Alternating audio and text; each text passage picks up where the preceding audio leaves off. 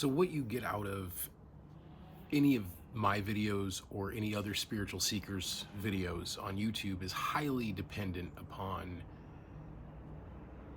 the course of events that got you to this place. And you'll hear exactly whatever it is that you need to hear to solidify your own belief systems and patterns. You'll either think somebody's cuckoo, or you'll invest yourself a little bit more in what they're talking about. And the reason being is because we're all on very individual journeys, extremely individual. It's based in karma, it's based in reincarnation, it's based on energy, vibration, and frequency. What you're able to ascertain is dependent upon where you've come from. I've done, in some of my earlier videos, I talked a lot about listening and how important listening is. And if you can listen to somebody with a very clear mind, they will tell you the answers to their own questions. And the same goes for you. If you listen very carefully to what you're thinking and what you're saying, you know exactly where it is you need to go. All of the decisions that you make in life are exactly what you need to do, so there are no mistakes.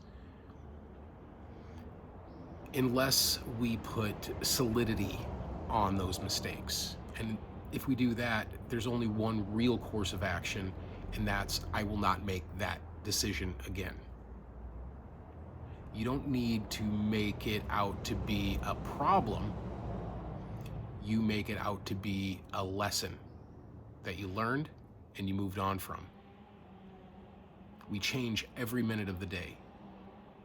I've heard psychics and those who channel talk about, switching dimensions daily by the second, and there's something very intrinsic in that.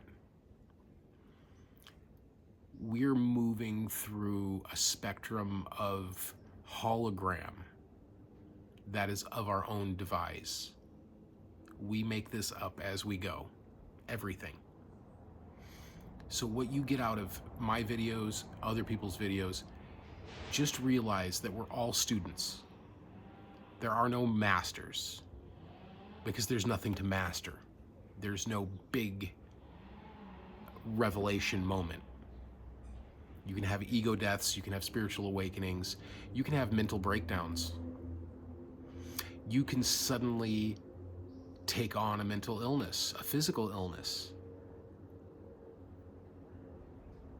There's an old Zen adage that I like to use, and it basically goes, first there was a mountain, then there was no mountain, then there was a mountain.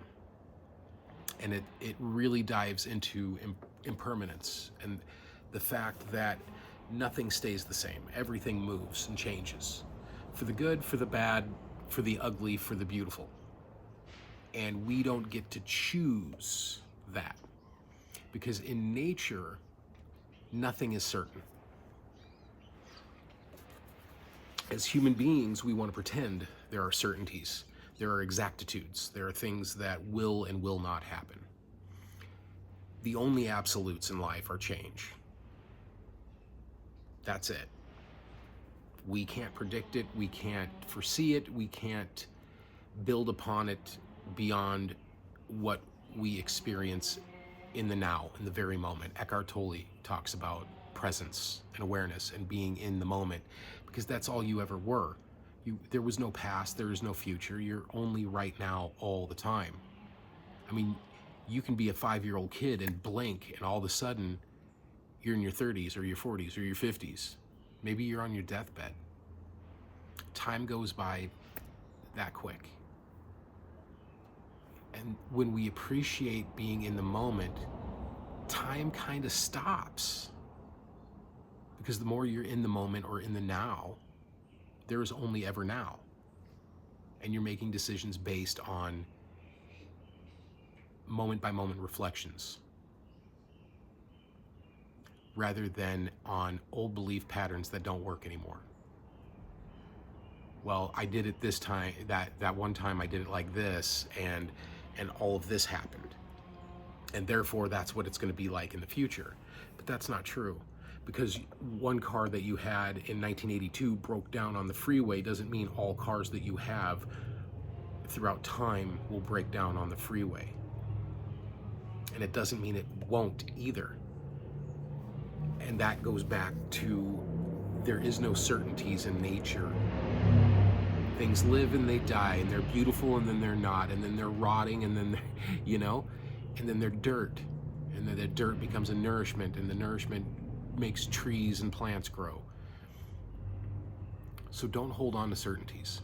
Hold on to this moment. I'm safe right now. I am myself right now. And then eventually the myself portion just kind of flutters away. We get so caught up in what we think other people think of us. And the ridiculous part of that is that chances are they're not thinking about you. Or if they did, it's so fleeting that they won't even remember it. What's the old Roman adage about how to control the masses through food and circuses, or bread and circuses? And that's it. I mean, you can look at our political arena and see that. I want to divert you and your attention from this thing that I'm doing over here. So look at this. I'll have an argument with some billionaire. And that will divert your attention from what's really going on long enough to let that fade out, and we can move on to the next thing. Because I hate to say it, but people are fickle. We only pay attention to the fireworks. We don't watch the guy lighting the fuse.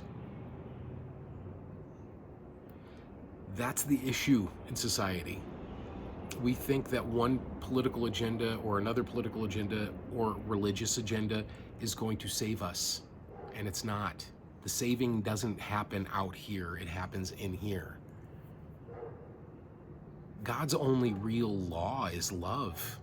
The rest is just the sin that we put on our own backs. These mistaken identities, these beliefs that really are just kind of played out. Sexuality, religion, all the little hot button issues that they feed us regularly to keep us entertained and fed. And hell, I mean, you might even go so far as to say that the food that we're being fed is also poison. I mean, unless you're eating whole foods, God only knows what you're putting in your body. And that's sad too. What can we do to combat that? The only thing that we can really do is just to be kind to one another. But God forbid we do that, right? God forbid we bring ourselves down to the level of somebody else and we try to listen to them and see where they're hurting. And maybe their hurting is the same as our previous hurting that we had. And maybe we lend a hand and help people out. I mean, you don't have to abide by what people do, but you don't have to fight it either. You can accept it, unless it's an extreme injustice, right? Like, I mean, extreme injustices do exist, and we should speak up about that and do something about that. But I'm going to say the majority of what happens in the political arena, in society in general, is just made up because we're bored. I mean, what's the real issue is people don't want to face the silence. They don't want to go into the void because that shit is scary. That's why we are terrified by boredom. That's why it's called a word, and it's a bad, naughty word, right? Boredom. Don't want to go there. Because the silence is deafening. And it will make you see things about yourself that you never, ever thought about before. And the deeper you go into that stillness, the more profound it becomes. And the more profound it becomes, the more terrifying it becomes. Oh, it's hideously terrifying. It's scary. It's everything you never wanted to face all in one big ball of nothingness. It's like staring into the mirror and your reflection starts staring back.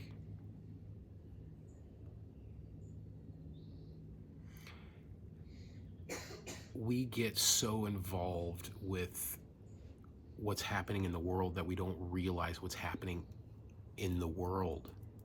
We are the world. Most of this is made up. Well, most of it, all of it's made up, except the natural universe. I mean, trees, rocks, plants, water, and might even go so far as to say that's illusory as well, because where there was a river one time, there may not be a river 10,000 years from now. So it's all moving and changing and adapting and growing and becoming. So let's do less becoming and more being. Being in presence, being in awareness and consciousness, and delving into that. There are a lot of different practices to get yourself identified with non-identity. I mean, are you really who you think you are? And that sounds crazy, right? Because it's supposed to. Because it's madness that we play parts and play roles. How you'll see a musician and they're all dressed up nice and fancy on stage, but then you see them in basketball shorts and you're like, well, what the hell? Oh, they're just a person too who puts clothes on to feel comfortable or to make an impression.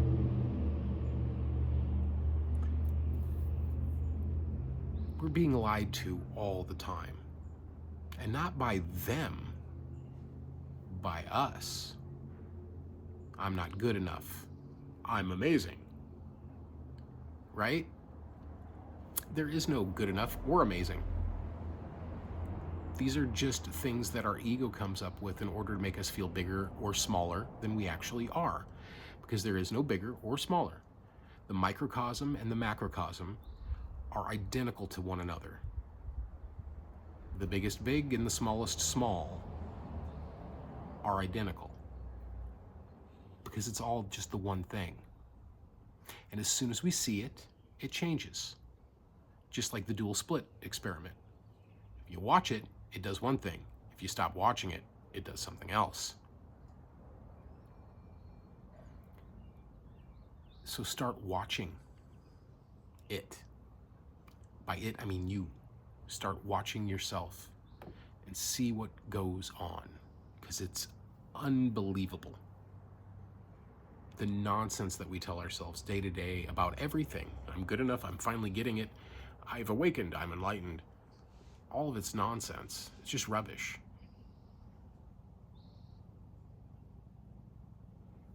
The only real truth is I am. And it's a question, it's a statement, it's an answer, it's a plea. And it just starts ringing forth eventually. And it gets so loud that you can't ignore it. And that's when you start to listen. Because all of this is new every single second. Every thought you have changes the dynamic of the understanding compared to what you previously had.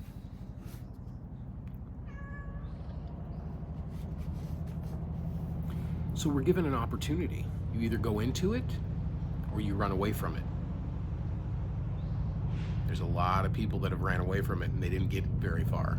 It all catches up with you. Marlon Brando, Robin Williams, beloved characters. That mortality hit really hard.